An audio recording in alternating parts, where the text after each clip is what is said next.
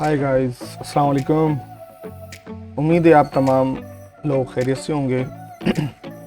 मेरा नाम है आसिफ और मैं एक 3D आर्टिस्ट हूँ जो कि 7 साल से इस इंडस्ट्री में काम कर रहा हूँ 3D एनिमेशन की। तो इस चैनल पे ये मेरी फर्स्ट वीडियो है। तो मैं चाहता हूँ कि मैं अपना जितना भी एक्सपीरियंस है, प्रोफेशनल एक्सपीरियंस, वो आप तमाम लोगों के साथ शेयर करूँ। और इस सीरीज़ को मैं उर्दू और हिंदी में लेकर चलूँगा। तो जितने भी हमारे देखने वाले तमाम यूज़र्स हैं इंडिया, पाकिस्तान, बांग्लादेश से, तो उन्हें बहुत ही ईजीली ये वीडियोस जो है वो समझ आए। क्योंकि काफ़ी सारे रिसर्च के बाद मैंने देखा कि चैनल्स हैं 3D के, बट थोड़ा सा प्रोफेशनल होने की बहुत ज़रूरत है। तो मेरी वीडियोस शायद इतनी ट्रेंडिंग ना हो, म्यूज़िक ना हो, कोई मतलब इतनी क्लियरिटी ना हो, बट ये है कि बात जो है वो टू द पॉइंट होगी और सीखने वाली बात होगी। तो इंशाल्लाह लेकर चलते हैं इसको आगे, काफ़ी बेहतर रहेगा।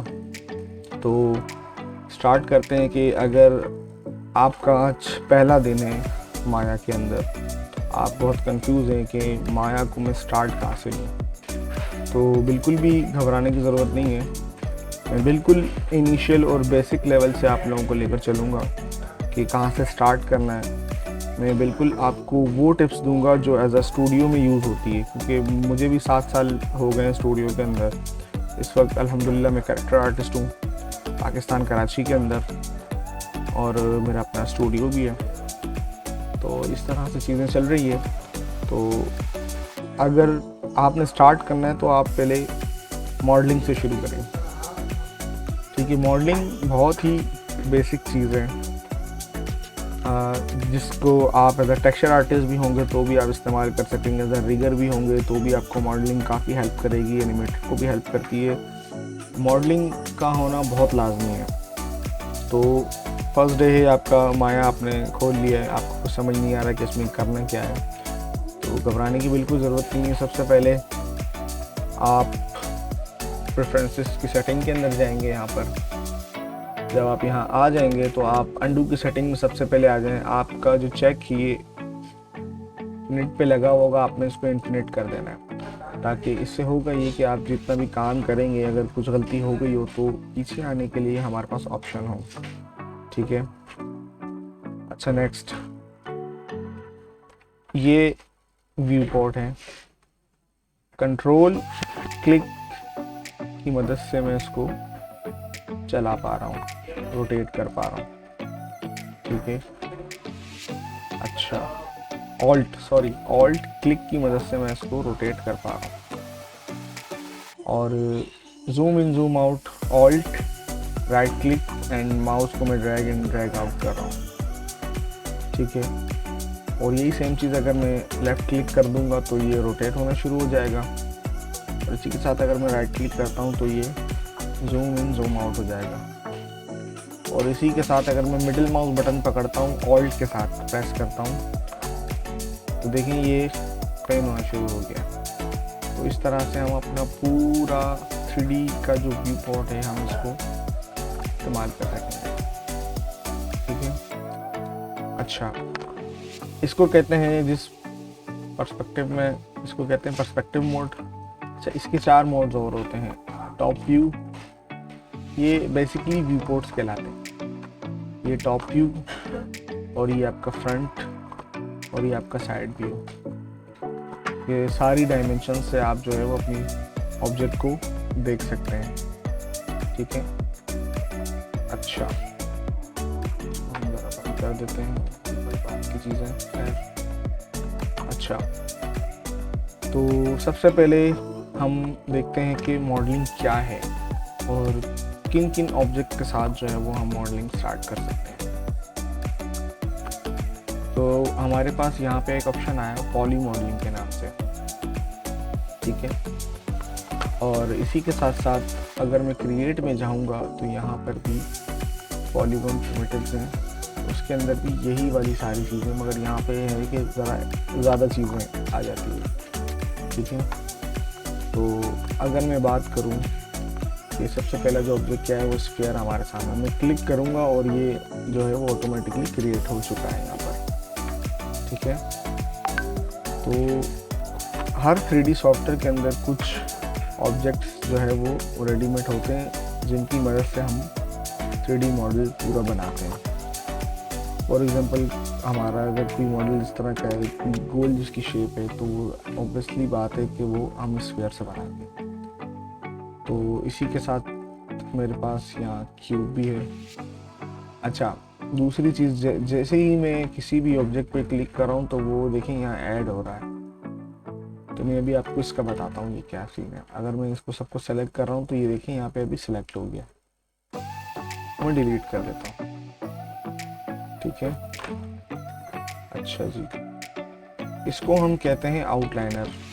अच्छा, आउटलाइनर क्या है, हमें कहाँ से मिलेगा? हम जब जाएंगे विंडोज़ के अंदर आउटलाइनर का ऑप्शन है, जब हम इसको ओपन करते हैं तो ये आउटलाइनर हमारे पास यहाँ आ गया। इसके साथ साथ हम इसको डॉग भी करा सकते हैं माया के अंदर। अगर हम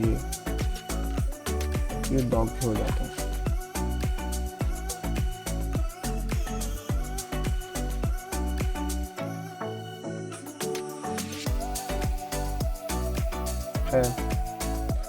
अच्छा, अब देखें इस वक्त हम अपने पर्सपेक्टिव कैमरे से, यहाँ पे देखें शो हो रहा है, पर्सपेक्टिव कैमरे से हम व्यू पोर्ट को चला रहे हैं, ठीक है। और अगर हम यहाँ पे आते हैं तो एक टॉप व्यू है, इसका टॉप का कैमरा देखें यहाँ पर आ रहा है, फ्रंट का कैमरा यहाँ पर आ रहा है, साइड व्यू पोर्ट जो साइड का कैमरा यहाँ पे आ रहा है, और ये माया की डिफ़ॉल्ट लाइट है जिससे हमें व्यू पोर्ट दिख रहा है, ठीक है। तो जितनी भी चीज़ें व्यू पोर्ट के अंदर मौजूद होंगी वो हमें आउटलाइनर में शो करना शुरू कर देगा। इसी में अगर स्फीयर क्रिएट करता हूँ तो आप देखें यहाँ पे आ गया पी स्फीयर 1, पॉली स्फीयर 1, ठीक है। और अगर मैं इसके साथ क्यूब लेता हूँ तो देखें क्यूब आ गया। अब स्फीयर के अंदर है, मुझे नज़र नहीं आ रहा। अगर स्फीयर को मैंने डिलीट किया डिलीट के बटन से तो मेरे पास यहाँ पे पॉली क्यूब 1 आ गया, ठीक है। अच्छा, ये तो एक है बिल्कुल basic cheese, just for information कि आप थोड़ा सा जो है वो फेमिलियर हो जाए माया के साथ कि हमने इस पर काम किस तरह करना है, ठीक है। तो आउटलाइनर आपको समझ आ गया। मैंने आपको बताया कि आपने कैमरों को आपने चलाना कैसे है, मतलब आपने व्यू पोर्ट को रन कैसे करना है। कंट्रोल लेफ़्ट क्लिक, रोटेट कर रहा हूँ चीज़ को मैं आगे पीछे देख सकता हूँ, सॉरी ऑल्ट, और इसी के साथ अगर मैं ऑल्ट के साथ राइट क्लिक तो ये जूम इन जूम आउट, फिर ऑल्ट के साथ मिडल माउस बटन पैन हो रहा है, ठीक है। और इसी के साथ alt left click rotate, right click alt के साथ जूम इन जूम आउट, और मिडल माउस बटन से ये 3 बटन के थ्रू ऑल्ट दबा के कीबोर्ड का हम पूरा अपना व्यू पोर्ट रन करते हैं। अच्छा, अब अगर फॉर एग्जांपल ये बहुत दूर से जो है वो हमें ऑब्जेक्ट नज़र आ रहा है, हम जूम जा रहे हैं, बड़ा मुश्किल हो रहा है, तो डायरेक्टली ऑब्जेक्ट के पास पहुंचने के लिए किसी भी ऑब्जेक्ट को सेलेक्ट करके आप F का बटन दबा दें। तो F का मतलब होता है फोकस। तो अभी किसी भी ऑब्जेक्ट पर फोकस के लिए डायरेक्ट फ़ोन से जो है वो उस ऑब्जेक्ट के पास पहुँच जाएंगे आप, ठीक है। अच्छा, मेरा इतना एक्सपीरियंस नहीं है टीचिंग का, और ये कि थोड़ा आप लोगों ने एडजस्टमेंट करनी होगी, लेकिन ये है कि चीज़ें जो है ना आपको इंशाल्लाह बहुत अच्छी समझ आने वाली है, ठीक है। अच्छा, अब मैं इसको डिलीट कर देता हूँ। तो उम्मीद है आपको ये वाला पोर्शन समझ आ गया है। अच्छा, ये जितनी भी चीज़ें मैं आपको एक एक करके सारी बना के दिखा देता हूँ। ये हमारा पॉली स्फीयर है, तो डिलीट कर देते हैं हम।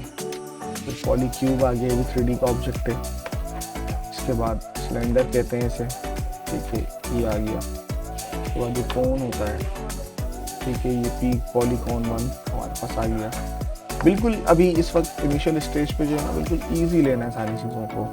अच्छा, इसके बाद हमारे पास ये टोरस होता है, ठीक है। अच्छा, के बाद ये सारे डिफरेंट आगे जितनी भी चीज़ें यहाँ तक आप काम कर सकते हैं, ठीक है, पॉली की चीज़ें। बाकी आगे सारे उसके मॉडिफायर्स वगैरह हैं। अच्छा, अब हम इसको देखते हैं कि ये पॉली ऑब्जेक्ट्स हैं, हम इसमें क्या क्या कर सकते हैं और ये बेसिकली हैं क्या। फॉर एग्जांपल मैंने क्यूब ले लिया, ठीक है।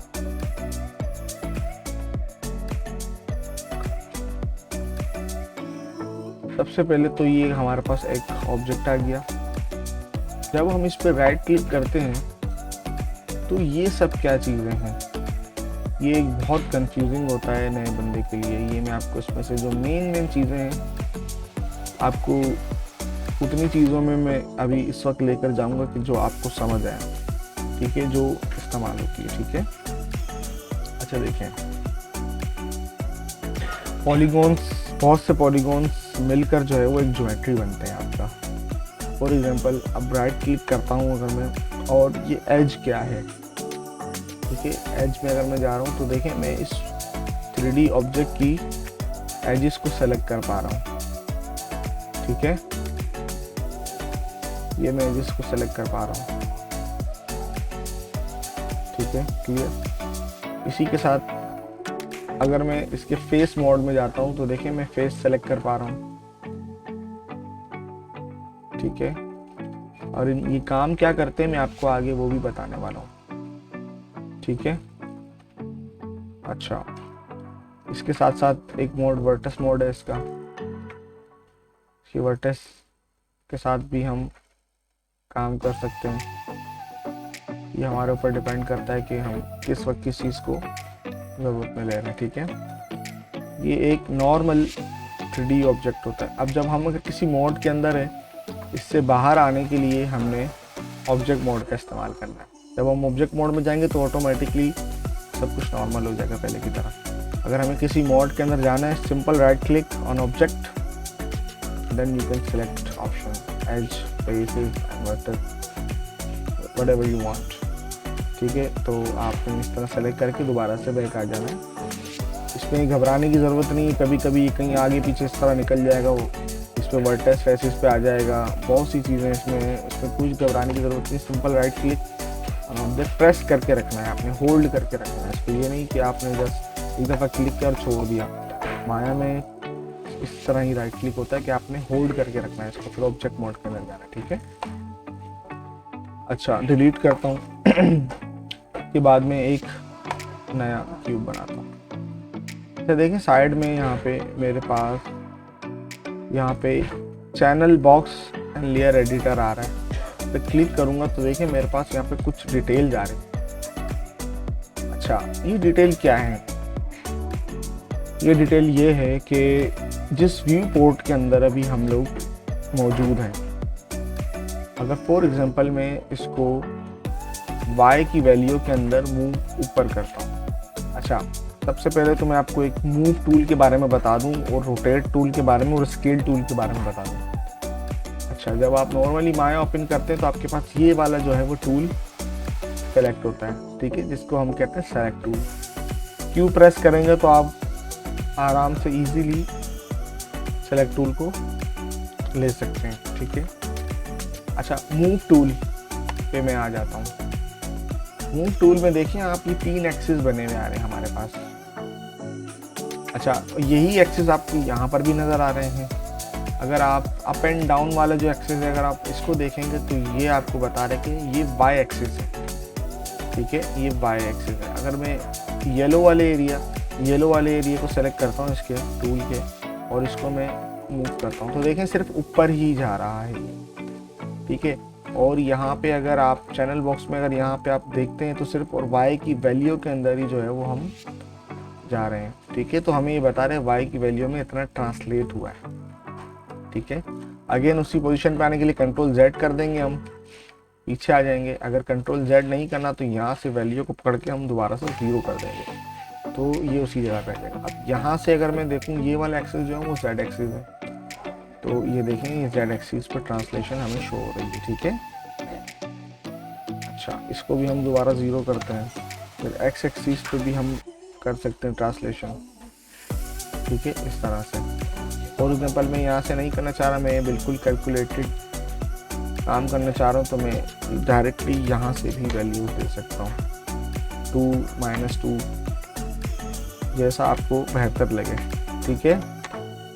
तो ये बिल्कुल सिंपल सी चीज़ है। ये आपके ऑब्जेक्ट की डिटेल देगा कि वो व्यू पोर्ट में कितना ट्रांसलेट हुआ है, कहाँ पे रखा हुआ है। आप इसको 0 करेंगे तो ये बिल्कुल अपनी इनिशियल स्टेज पे चले जाए, ठीक है।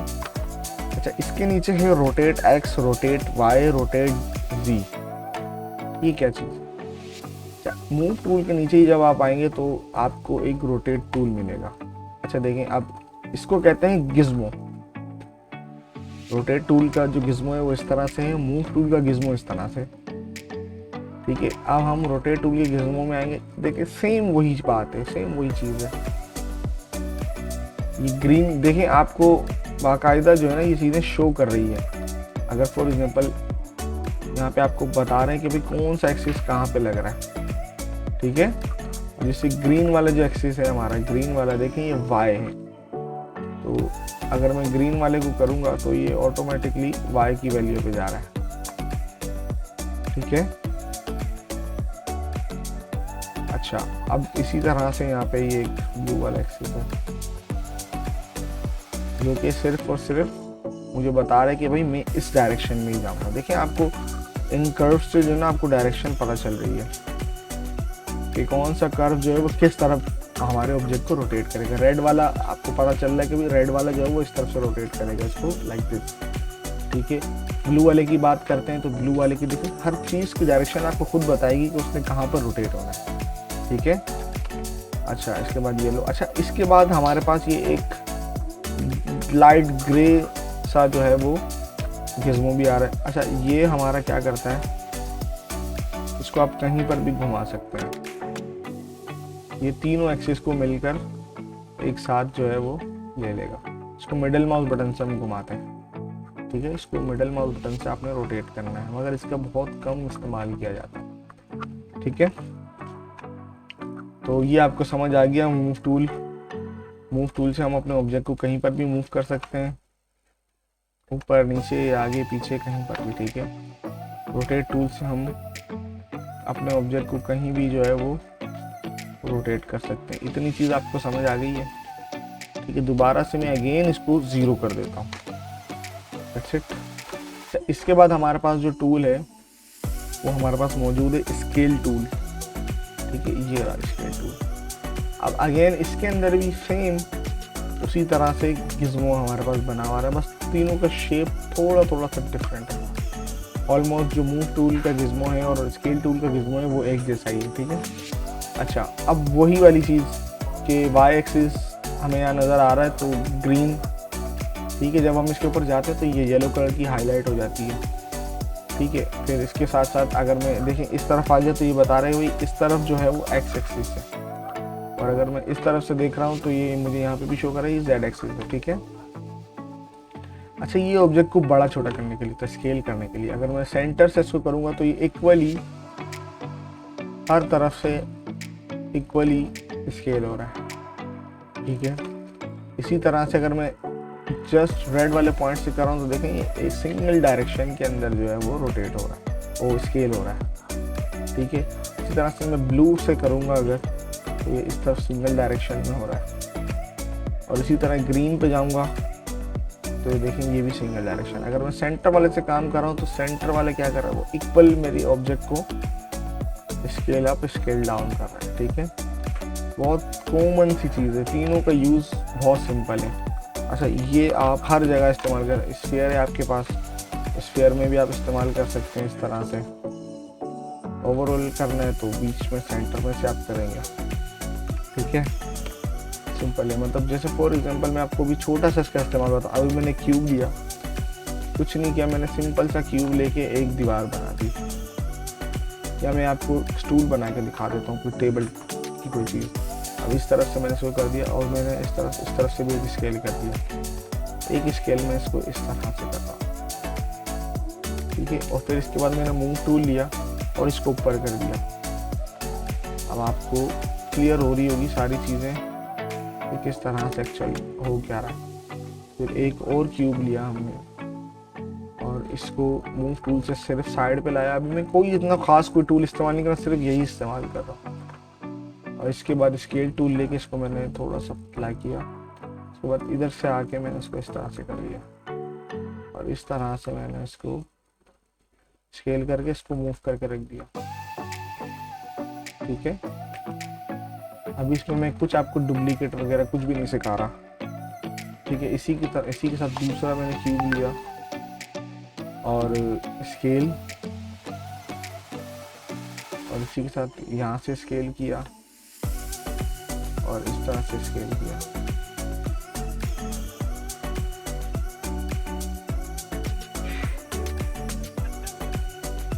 ठीक है, देखिए अभी सिर्फ और सिर्फ मैंने एक मूव टूल और स्केल टूल से जो है ना आपको एक सिंपल सा मैंने टेबल बना के दे दिया। ठीक है, अच्छा सेम चीज़ आप यहाँ पे इस्तेमाल कर सकते हैं। ठीक है, सेम चीज़ आप इसमें यहाँ इस्तेमाल कर सकते हैं। रोटेट करना है आपने तो इस तरह आप रोटेट कर सकते हैं, जैसा आपका दिल चाहे वैसा आप कर सकते हैं। ठीक है, ये सिंपल से मतलब बेसिक टूल है ये। अच्छा सारे ऑब्जेक्ट्स इसी तरह से काम करेंगे। स्केल टूल इस तरह करेंगे तो इसका शेप इस तरह से हो जाएगा यहाँ पर। अभी आपको सिर्फ और सिर्फ मैंने 3 टूल बताए जिनमें सबसे ज़्यादा काम मूव टूल और स्केल टूल का है शेप बनाने के अंदर। ठीक है, उम्मीद है आपको मेरी ये वाली वीडियो समझ आ रही होगी, और अगर किसी को ये चीज़ ना समझ आए तो बिल्कुल वो कमेंट कर सकता है कि उसको कौन से वाले जो है वो पार्ट में इशू हुआ है कि आपको ठीक तरह से समझ नहीं आई वीडियो। तो बिल्कुल बेसिक चीज़ें हैं। जब आप इस तरह की चीज़ों को समझ जाएंगे फिर आहिस्ता आहिस्ता मैं सीरीज़ वाइज जो है वो क्लासेस लेता रहूँगा, और हम इंशाल्लाह छोटी छोटी प्रॉप्स वगैरह बना के कैरेक्टर्स के ऊपर भी जाएंगे, और एडवांस मॉडलिंग भी हमने करनी है, क्योंकि ये चीज़ें ऐसी ये बहुत ज़रूरी है सीखना। क्योंकि ये क्लास इतने बिगिनर लेवल पे मैंने बताई है कि कोई भी बंदा अगर फर्स्ट डे ऑटोडेस्क माया ओपन करता है तो वो एटलीस्ट ये वाली एक्सरसाइज तो कर ही लेगा। ठीक है, अभी आप देख रहे हैं जो मैंने आपको वैल्यूज़ बताई थी, देखें आपकी जो ये जो आपने वुड वाला ऊपर वाला पार्ट बनाई, ये व्यू कोड के अंदर y की वैल्यू के ऊपर ये देखें यहाँ पे रखा हुआ है। 0 कर दूंगा ये सेम जगह पे चले जाएगा। कंट्रोल Z करके दोबारा जगह पे लाते हैं। अब देखेंगे स्केल की जो वैल्यूज़ थी वो कितनी आ रही है x में y में। ये आपको पूरी हिस्ट्री दे रहा है कि आपने इस क्यूब के साथ आपने क्या क्या चीज़ें की हैं। ठीक है, तो बिल्कुल बेसिक वीडियो है ये। इंशाल्लाह नेक्स्ट वीडियो में मिलते हैं एक नए लेसन के साथ। बहुत बहुत शुक्रिया, अल्लाह हाफिज़, अपना ख्याल रखिएगा और चैनल सब्सक्राइब करना ना भूलिएगा, और दुआ में अपनी याद रखिएगा। थैंक यू सो मच, अल्लाह हाफिज़।